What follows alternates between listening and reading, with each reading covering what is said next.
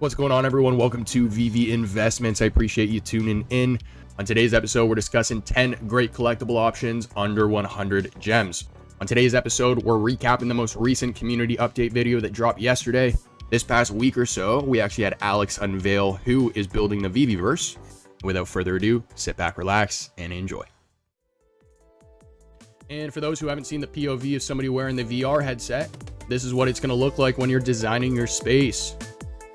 Changes the whole sky. Now, this is something I discussed in the last cavernous video, but being able to create a one-to-one scale model of your physical headquarters in a virtual space. And that is exactly what you guys are looking at on screen.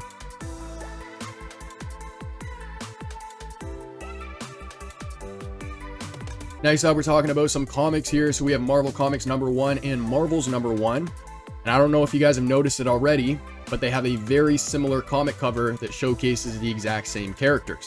On the left-hand side, you're going to see the Human Torch, and on the right, you're going to see the Man in Green. So if we start on the left-hand side here, we got Superstar Joe. He actually left a YouTube channel with a little under 18,000 subscribers, and he said he hasn't looked back since. I love that. Moving over to the right-hand side, we got Superstar Rob, and this one had me on the floor when I read it, but he eats apples with the core. That can't be healthy, right? Him and Hanano, which is another person in this episode, so make sure to stay tuned for him. They were actually both casted as extras for the same movie back in 1997, and that was a Godzilla movie, so the one with Matthew Broderick. So Foster doesn't drink any hot drinks at all, aka no coffee, no tea, no hot chocolate, and all I am thinking to myself right now is, dude, you are Canadian, what do you do in the winter? Now, what are some ways that you guys can use Mid-Journey to prepare for your VV home space? Well, one, I was thinking about empty wall space. The team just talked about that in April's community update video. Them releasing 2D art on the platform was a way for them to prepare for empty wall space when people get access to their homes. Another solution to that is producing your own art through Mid-Journey. So all three images on screen are going to be images I generated myself and using the exact prompt that I have pasted at the bottom. Imagine a minimalist artwork inspired by selective color photography. Use the color red, or in the case of the second and third example, I just replaced that word with gold and blue. Then I added the Niji 5 prompt for artistic illustrations, and I wanted to make sure the image wasn't just a square, which is Mid-Journey's default size. So I told the bot I want an aspect ratio of 2:3. So all you need to do is this. Download your picture frames, toss them on a wall, and line those PNGs and JPEGs up with the frames. So in a similar way to creating a portfolio of 3D models, you guys can start creating a portfolio of 2D art for your wall space. I thought about how I cropped out the VVverse home space when it was augmented into reality, and I said, okay, what if I plug this into the bot, and then I have it come up with different homes inspired after that specific design. So I said, imagine a floating home in the sky that is modeled and inspired after this, and then I copied and pasted the address link to the image. This is what I got back. So right away, I got 4 images that give me inspiration as to what I can do with a space like our home space that we're going to get access to in phase 1. Next up, we have dynamic and evolving collectibles. So digital collectibles can have dynamic and evolving attributes where their appearance, abilities, or characteristics change over time or based on specific conditions. So I thought about the sun here.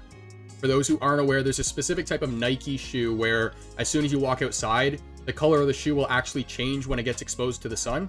So I was thinking along the same lines as that, but with a collectible.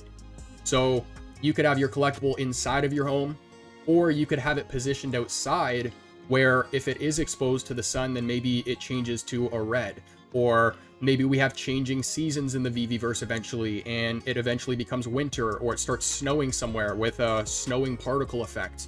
And you have your collectible placed underneath that particle effect, then it might go from white to blue instead of red. Next up, we got meetings and collaboration. So maybe a bit of an obvious one here. I did mention in the interview with Dino that there was actually a lady in my area who, and there was a whole news article written on this, but she sat down for an appointment that she had at her local salon, and she tossed on a VR headset. And in the middle of her appointment, while she was in the chair, she met with an executive in her company from Germany, and they met in a virtual environment that was built to replicate their California office. And last but not least, we've talked about it in the past, but for anyone who has missed those episodes, I want to provide you guys with a little slideshow here of some more examples of different rooms that lead to different destinations. These are just going to be concepts. I'm not saying you can 100% create these things, but from what it sounds like in these calls, pretty much anything you can imagine you can build. So with that being said, here's a little compilation. So you walk down the hallway in your home space, you open a door, and you walk out to a balcony that overlooks the Mediterranean Sea. I have a retro arcade, cliffside studio, outdoor camping space, an Arctic aurora,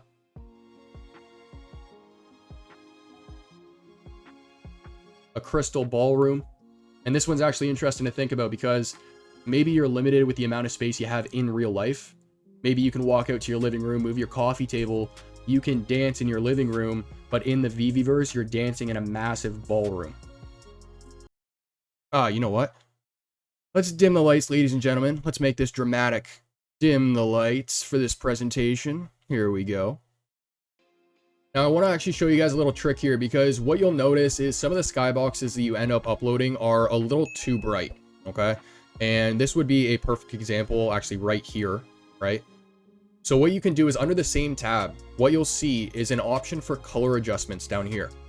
If I click that, you can actually adjust the color saturation and contrast. And you'll notice that if I reduce the contrast, look at it's like there's almost a barrier. See the trees just disappear in the light? When I reduce that contrast, that barrier of light starts to go back, right? Now I can increase the saturation a little bit. There you go, right? And it just looks much better. The grass is a lot more vibrant, right? Oh, here you go. Look at the purple now. But I love how easy they are to use. I can just stream what I'm streaming by clicking these right here. And I can toss them onto all 9 TVs. Look at that. Boom. That easy. Walk right up. Resolution's good. So what I've done is I've set up these 6 little spheres. And I'll show you guys exactly how you texture objects. So you're going to go over to your little texture tool here. Material fill. And just like any other tool on this menu, you are going to see the arrow. Click on that. And you're going to see 2 tabs, one for assets, which are going to be the textures you've uploaded yourself, and then one for library, which are going to be the default textures. So if I just select one here, all I need to do is drag my cursor over top. I haven't even clicked yet. It previews that texture on the item, and then I can right click to texture it. Now, if you're also texturing multiple items at once, you can also just click and drag. So next on the list, we got tag and hide and seek. Simple games, but sometimes the simple ones are the best ones. And just to make it a little bit more interesting, I didn't show you guys this in the cavernous video, but I'll toss it on screen now. You are going to have a feature where you can toggle on fog. You do also have it in the library, ground fog, but I believe this feature toggles it on for your whole space, whereas the one in the library is just a designated area that you place it. All right, so what you guys are looking at is a map that I made way back in the day. Gosh, I would have been maybe like 10, 11, somewhere around there. But every single little item, from rocks to walls, the flashing spawn points, was placed by me. A little helicopter over here. So I'll walk you guys through exactly how this map worked. And up here, I built this turret. And guys, just to show you, they're all individual pieces.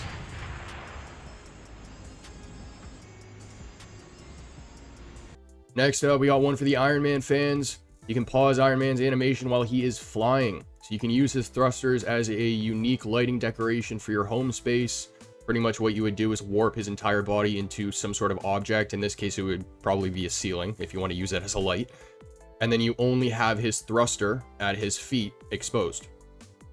Next up, we have a collectible that I don't think we've talked about on the platform yet, and that's going to be Darkseed. So you can actually pause his animation while he's shooting his lasers. And then you can use his lasers to mimic some sort of security system for an important room or collectible. Next up, we got the Romulan Warbird. So I see this being used in a couple ways. So first, I actually see this being used as a sky bar. So I'm not sure if you guys see what I see, but that little control panel can be used as a bar, and then you can place chairs and place it high up in the sky. And then I do also see this being used as a building block in multiple ways.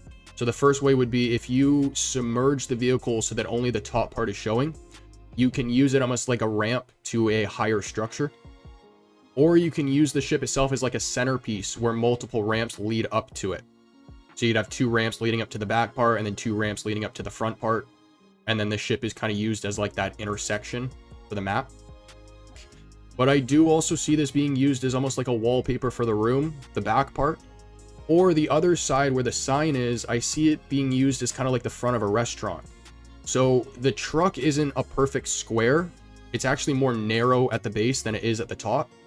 So if I'm thinking about this right, what you should be able to do is push it against a wall, and the tire section of the truck should hide behind the wall before the rest of the sign actually disappears. So you can make it look like an actual sign, and people won't even know that it's a truck.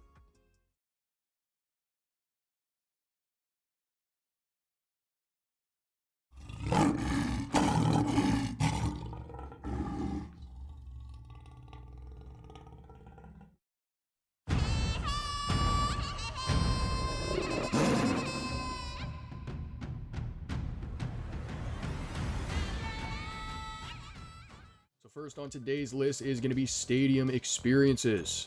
So NFTs can grant fans access to virtual stadium experiences, and think about doing this through VR. So we've seen individuals like Gary Vee already use NFTs as tickets. That ticket could allow you to enter a virtual arena where you could watch the game from your chosen seat and enjoy exclusive content. So next up, musicians can tokenize the rights, or in other words, drop a collectible to remix or sample their tracks.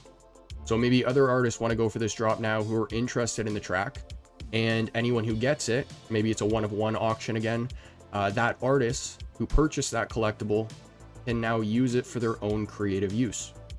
So right away, 98% of this world is built using simple shapes. From the roads to the columns to the buildings, everything over here, the tunnels, the walls, everything is simple shapes. You can see in the reflection, this is, I believe, a stream board. So we're going to have one stream board here. We're going to have another one here, another one here. We're going to have one stream board wrapping around the block here. Okay.